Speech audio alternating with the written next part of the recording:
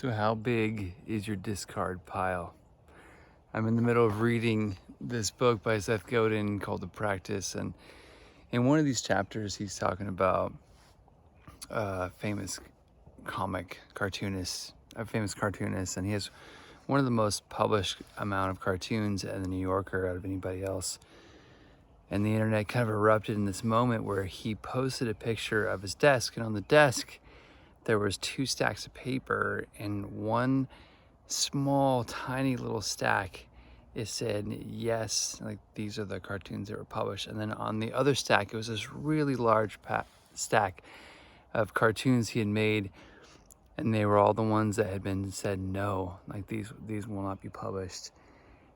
And he said that this guy is not some sort of like cartoonist genius, he just has more paper.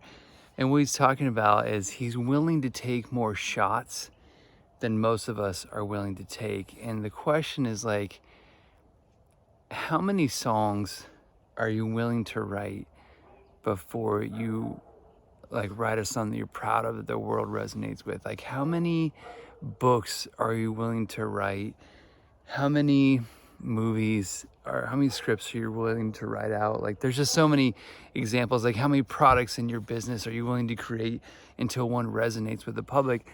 And the question of like, how big is your discard pile is an important question, because it's basically says like, how many chances are you willing to take and how vulnerable are you willing to be until you reach that point of success? And I think it's an important question. I think it's something that's important to think about. It's important to consider. And even just like small things, like just being a realtor, like, you know, looking at a track record that I have with people and just being willing to show them insane amounts of houses before they find the right one. And like, our discard pile of how many houses didn't work is so much larger than the ones that did, because there's usually just like one that works that they're excited about, and we write on that. Maybe they don't get that one, maybe there's a couple more.